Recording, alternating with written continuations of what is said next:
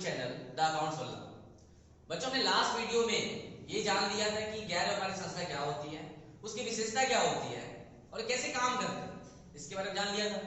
अगर आपने मेरी वो वीडियो नहीं देखी है तो नीचे डिस्क्रिप्शन में आपको लिंक मिल जाएगा, आप पहले जाके वो वीडियो देखिएगा, फिर उसके आगे ये चीजें आपको बिल्कुल क्लियरली समझ में आएंगी। बच्चों, आज का जो मेरा टॉपिक है वो है प्राप्ति और भुगतान खाता। कि गैर व्यापारिक संस्थाएं, ये प्राप्ति और भुगतान खाते में क्या संबंध है। तो हमने बताया था आपको पहले ही कि जो व्यापारिक संस्था होती है, व्यापारिक संस्था वर्ष के अंत में एक व्यापार खाता, एक लाभ हानि खाता और आर्थिक चिट्ठा बनाते हैं। लेकिन गैर व्यापारिक संस्था तो ये सब नहीं बनाते हैं। मैंने पिछली वीडियो बताया था आपको। तो गैर व्यापारिक संस्था क्या बनाती है, उसमें मैंने आपको मेंशन किया हुआ था कि सबसे पहले जो खाता होता है वो प्राप्ति और भुगतान खाता होता है, उसके बाद आय व्यय खाता होता है एंड देन उसके बाद आर्थिक चिट्ठा बनाया जाता है। तो आज की इस वीडियो में सबसे पहले आपको बताऊंगा कि ये प्राप्ति और भुगतान खाता क्या होता है, इसकी विशेषता क्या होती है और कैसे इसे बनाया जाता है। होता क्या है ना कि बड़े वैसे संस्थाओं में पैसे आते रहते हैं। किस किस माध्यम से मैंने कल बताया था आपको, एक तो प्रवेश शुल्क हो गया, चंदा हो गया, दान हो गया और भी बहुत सारे, जैसे कि आजीवन सदस्यता शुल्क हो गए, या फिर फर्नीचर बेच दिया मैंने, मशीन बेच दिया तो उससे पैसे आए। अब अगर कोई आकर के बड़े लोग, कोई बड़े साहब है, अगर ओनर है, आकर के पूछे किसी से कि भाई तुमने कितना पैसा कैसे इनकम किया और कैसे तुमने पैसे को खर्च किया, अगर हम कहीं लिखे नहीं रहेंगे तो कैसे उसको दिखाएंगे। तो कहीं भाई तुम चोर हो। तो कहीं ना कहीं हमको उसको दिखाने के लिए एक खाता बनाते हैं जिसे हम प्राप्ति और भुगतान खाता कहते हैं। एक साइड में दिखाएंगे कितना मैंने प्राप्त किया और दूसरे साइड में दिखाएंगे कितना मैंने भुगतान किया, उससे मुझे पता चल जाता है। तो चलो शुरू करते हैं। तो वर्ष के अंत में गैर व्यापारिक संस्थाओं द्वारा एक खाता बनाया जाता है जिसके एक पक्ष में सभी प्राप्ति तथा दूसरे पक्ष में सभी भुगतान का लेखा किया जाता है। इसे हम प्राप्ति और भुगतान खाता कहते हैं। लास्ट में ये खाता बनाया जाता है। जब भी बनाया जाएगा तो आपको पता है 1 अप्रैल से 31 मार्च ये फाइनेंशियल ईयर होता है बच्चों, और 31 मार्च वाले तिथि को हम ये खाता बनाते हैं। ठीक है, 31 हो गया। अब देखते हैं। अच्छा, इसे आगम शोधन खाता भी कहते हैं। मतलब इस खाते को हम आगम शोधन खाता भी कहते हैं। कहीं के आपके बुक में नाम लिखा होगा आगम शोधन खाता बनाइए या फिर प्राप्ति और भुगतान खाता बनाइए, तो इन दोनों का मतलब एक ही होता है, ये याद रखिएगा। एक आपको मैं बता दूं ना इसकी कुछ फॉर्मेट कैसे कैसे बनाया जाता है नॉर्मली ये खाता। तो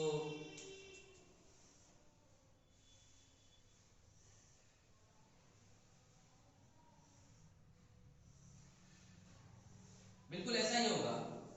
एक साइड दिखाएंगे कितना मैंने प्राप्त किया, यहाँ पे रकम हो जाएगा, और इधर मैंने कितना भुगतान किया, यहाँ पे रकम हो जाएगा। फिर इसके बाद जो हमारा आंसर आएगा वो प्राप्त में से भुगतान को घटा देंगे, जो आएगा वो पूरा हमारा बचा हुआ होगा, उसी को मैं दिखा दूंगा तो संतुष्ट हो जाएंगे लोग। अब ऐसा करने के लिए संतुष्ट हो जाएंगे लोग। ठीक है, अब बात करते हैं इसकी विशेषता की। इस खाते में पूंजीगत व आयगत दोनों मदों का लेखा किया जाता है। मतलब कि अगर आप प्राप्ति भुगतान खाता बना रहे हो तो उसमें आप जो पैसे प्राप्त कर रहे हो या फिर आप जो पैसे भुगतान कर रहे हो वो किसी भी नेचर का हो, दोनों का लेखा किया जाता है। अगर नेचर की बात करूं मैं, ये पूंजीगत और ये आयगत, ये क्या होते हैं। पूंजीगत का मतलब अगर हमारे पास पैसे आते हैं दो तरीके से आते हैं, ये अगर आय होता है या फिर व्यय होता है, खर्च होता है या फिर इनकम होता है, तो दो तरीके से होते हैं। दो नेचर के पैसे आते हैं हमारे पास, एक तो आयगत होता है और दूसरा पूंजीगत होता है। आयगत का मतलब आयगत आएगा ऐसे है, ऐसे इनकम होते हैं। ये आपके पास डेली आएंगे और थोड़े थोड़े मात्रा में आएंगे।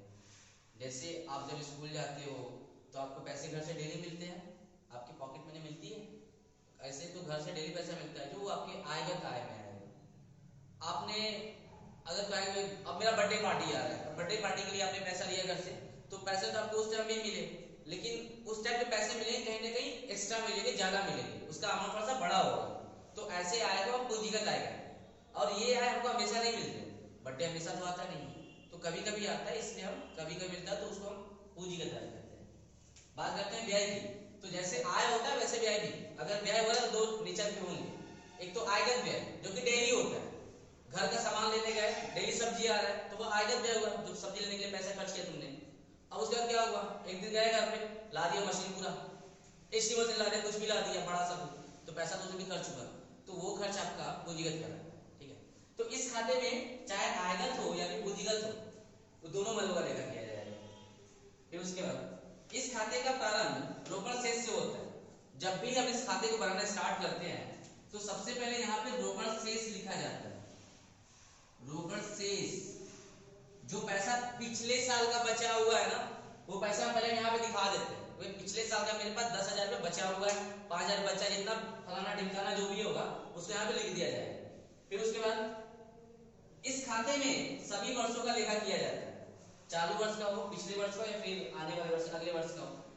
कहने का मतलब कि इस खाते में आप चाहे जिस वर्ष पैसा प्राप्त करते हो, कभी कभी होता है क्या है कि एक मान लेते हैं कि इधर संस्था है और इस संस्था में कुछ सदस्य हैं,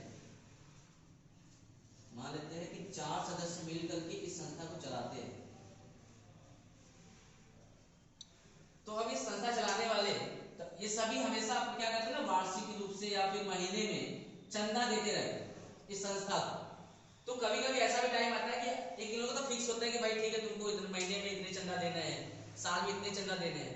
अगर बाय द वे इसमें से एक ऐसा बंदा है जो कि किसी वर्ष चंदा नहीं दे पाता, मान लेते हैं कि 2020-21 के लिए हम खाता बना रहे हैं और इसने क्या किया कि 19 का चंदा नहीं दिया था, 2019 में चंदा नहीं दिया था और जाकर के देखता है 2021 वाले में, तो हम इस खाते में रिकॉर्ड कर लेते हैं जब 2020-21 का बनाते हैं। ऐसा नहीं कि भाई 2019 का है तो इसको नहीं लिखा जाएगा, ऐसा नहीं है। इस खाते यही तो बात है, पैसा सिर्फ आना चाहिए, चाहे जैसे भी पैसा आएगा तो हम बात करेंगे, पैसा नहीं आएगा तो बात नहीं करेंगे।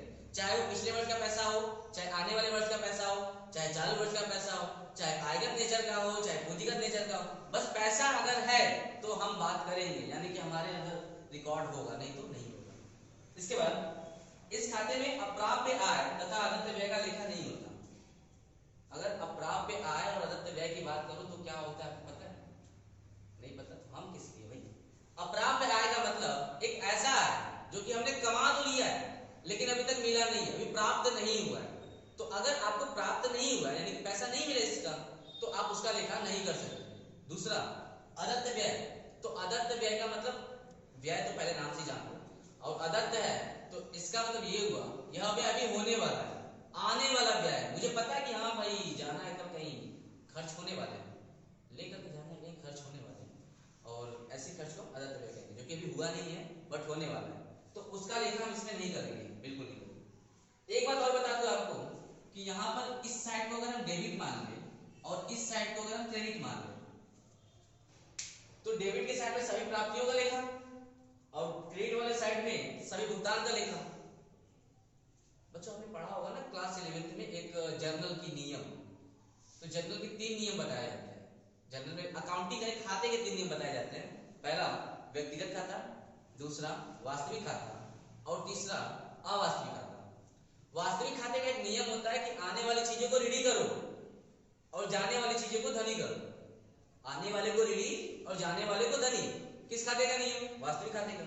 तो ये खाते में देखो जरा, तो आने वाली चीजें, प्राप्त होने वाली चीजें ऋणी के साइड में और जाने वाली चीजें धनी के साइड में। क्या बताता है, कुछ आइडिया लग रहा है? इसका मतलब ये हुआ कि यह खाता प्राप्ति भुगतान खाता वास्तविक खाता होता है। अगर वास्तविक खाते का नेचर इसका है आने वाले को ऋणी और जाने वाले को धनी, तो इसको हम वास्तविक खाता भी कहते हैं। एक पॉइंट हम लोग बना करके इधर लिख सकते हैं और इसे हम वास्तविक खाता भी कहते हैं, नहीं या फिर इससे वास्तविक खाता कहते हैं, बस ये लिखिएगा। इसकी सीमाएं लिखिए। सीमाएं मतलब इसकी कमियां क्या है भाई? कहीं ना कहीं एक सिक्के के 2 पहलू होते हैं, सही भी होता है गलत भी होता है। अगर ये प्राप्ति भुगतान खाते में सभी रोकड़ प्राप्तियां और भुगतान कर दिया लिखा जाता है तो वो तो बेनिफिट मिल जाता है, कुछ हम लोगों ने विशेषता ही पढ़ा उसका। अब देखते हैं कि क्या कमियां हैं। तो सबसे पहली कमी, यह खाता केवल रोकड़ व्यवहार को प्रकट करता है।